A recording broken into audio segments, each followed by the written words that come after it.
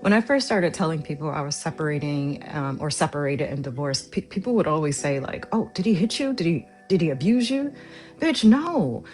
I didn't go through that. Now some people do. For me, it was a literal like marriage death by a thousand cuts. It was small things every single day over the course of years that led to separating and divorcing. Now there were a couple of big things, but those small things over the years, oh my gosh. And a lot of us have like a mix of all these things. I wanted to talk about some of the things that I experienced that people may not even really think are a big deal, but they definitely added up. So one of them was I would always ask my ex to like, before we go to bed, like, hey, are the doors locked? He would get so fucking mad at me when I would ask that question because he didn't want to get up to go check the doors. Mind you, military man. So he was deployed a lot. So I always had to be hyper vigilant for months on end, for years, at the most 8 months, doing things on my own. So having that relief of like, oh, he's home, he can make sure we're safe, but then not having that, fucking insane for years. Um, then I just eventually. So you think it was smart to leave your husband and put yourself back into that same position where you're unprotected? That makes no sense. And guys, this is another woman admitting that she divorced her husband for petty reasons. Stopped asking, right? I also stopped asking him to fix things or to put things together because when he would do that, he would have an attitude. So it would either break or it wouldn't be put together correctly and break later on. So once again, I stopped asking, made me stronger, whatever, made me figure it out. But once again, I shouldn't have had to be strong in that way. I should have been able to trust. I planned all of our family trips, all of our dates, probably 98 to 99% of our dates I planned. He would fly across the country. He would drive wherever he needed to drive for someone's retirement, for someone's event. But to take me down the road on a date, couldn't do that shit. Oh Lord, y'all. Here goes another naggy woman, yo. Here goes another naggy woman. I did a video about this recently.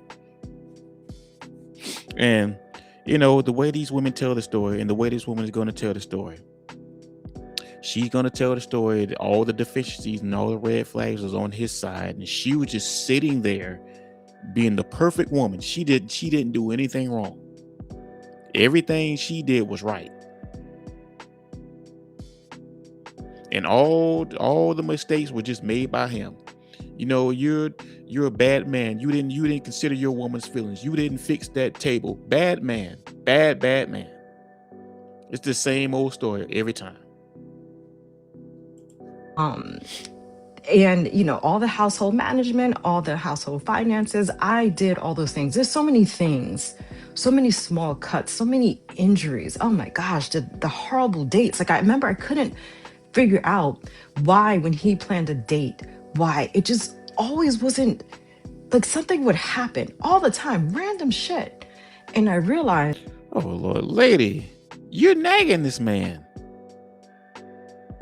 It's almost like and what it sounds like she was just looking for reasons just to disqualify this man. And notice, guys, when these women talk like this, she never said this man was she never said he was a bad man. She never said no he was in and out of jail. She never said he was he couldn't keep a job. The way he sounded like just an average guy, the average good guy. He was in the military, he served his country. I don't really see nothing bad. It's just like these little minuscule things that she just want to nitpick on him about. And these are not reasons to get a divorce. These are things that can be worked out. Man, these women are so fucking snowflakes, man. They are not like the women of old. I'm telling you guys. Seriously. And this is another woman. This is another woman who's the archetype of why men are refusing to get married. This is it right here. It's because he didn't have intention in planning anything for me. Everything was like last minute. Everything was like a check in the box. And I always left our dates just feeling so unfulfilled, feeling so unloved. It was ridiculous.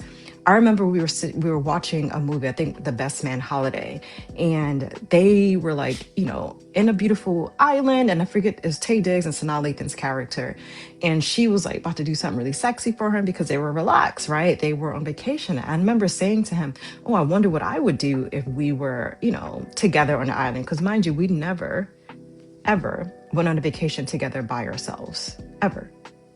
I would have had to plan it, and I didn't want to do that. And I remember he got so angry with me. And he was like, "Oh my." Well, then if you want to do it so bad, well, you should have planned it. Because for the most part, we don't really do shit like that for the most part. That's like stuff that women do because that's like their fantasy. They love going on vacations and going to different islands and shit like that. We do too, but like men, that's not really our area of expertise as far as like planning romantic evenings for our spouses and shit like that. We don't really do that. You see, and one of the problems is a lot of these women, they want men to be like women. And and when you have those expectations, you always disappoint yourself. God, like we don't have the money, we don't have this and that, bitch. We had 3 incomes, and I have two of them incomes as a therapist and working full time, and I'm also a professor. So technically 4 incomes, including his own. But I remember going like, damn, like I can't even ask for anything. You know what I'm saying? So it was 1,000 cuts. 1,000 cuts, as so many of us women have went through. And Of course, she has to juxtapose her career and her finances against his. I want all of us to share our stories, because there are women who are sitting in marriages dying 100 times a day because of these small cuts every single. And they're doing it to themselves. They're choosing this. They're choosing. They're choosing to be aggravated over these little small ass, minuscule, trivial ass topics. Day may not be big things to some people, but that shit adds up. And I'm saying that for any woman who is navigating this space, who are sitting in a marriage or difficult relationship, and they're just like, I feel off, something doesn't feel right. Like, what is going on, bitch? It's 1,000 cuts that you are receiving day in and day out, and that is hard to deal with. Bitch, die alone. Buy a dog and die alone. You see, you complain about being safe, and then you put yourself back into the position when you're not being safe. Now you don't really have nobody to protect you now. You have to do it all on your own. And good for your ass. Good for you. When there's a bump in the night, I hope that shit scared the shit out you. When you laying in that cold ass bed by yourself at 12 o'clock at night. You broke your home for petty reasons. Guys, I promise you, I do not feel sorry for women like this. I promise you I don't. I do not feel sorry for women like this. Here goes another woman who admitted that she broke her home. Here goes another black woman who admits that she broke her black family for petty reasons. No, I don't feel sorry for your ass. Good for you. Buy a dog and die alone. Straight up. Buy a dog and die alone. If you're so goddamn great, why somebody else ain't come pick you up then? Let me know what you think in the comments, y'all. This your boy MAZ. Mazzo Speaks. Like and subscribe, man. Don't forget to hit the video. I love y'all. Appreciate y'all. I'm out.